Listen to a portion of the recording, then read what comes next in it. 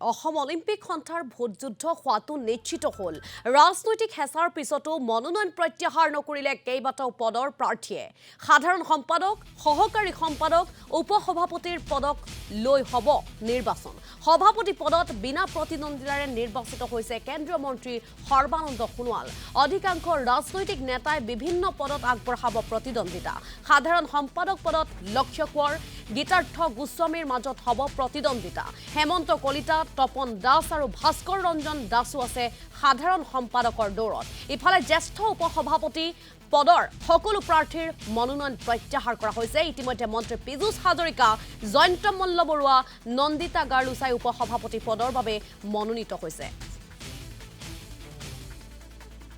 অহা 22 তাৰিখে ডিব্ৰুগড়ত অনুষ্ঠিত হ'ব লগা এই বাৰ্ষিক সাধাৰণ সভাতে 2024 পৰা 2028 লৈ যিখন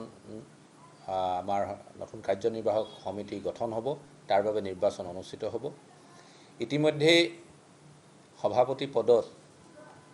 কেন্দ্ৰীয় মন্ত্ৰী প্ৰাক্তন মুখ্যমন্ত্ৰী সৰ্বানন্দ সোণোৱাল ডাঙৰীয়া বিনা প্ৰতিদ্বন্দ্বিতাৰে নিৰ্বাচিত হোৱাৰ লগতে আমি নিৰ্বাচনী বিষয়াৰ পৰা গম পাইছোঁ যে সহকাৰী সাধাৰণ সম্পাদকৰ পদতো 8 গৰাকী প্ৰাৰ্থী বিনা প্ৰতিদ্বন্দ্বিতাৰে নিৰ্বাচিত হৈছে আৰু বাকি পদবীসমূহত নিৰ্বাচন অনুষ্ঠিত হ'ব ডিব্ৰুগড়ত অনুষ্ঠিত হ'ব লগা এই বাৰ্ষিক সাধাৰণ সভাখনত আমি এই ক্ৰীড়া সংগঠকসকলৰ দ্বাৰা গঠিত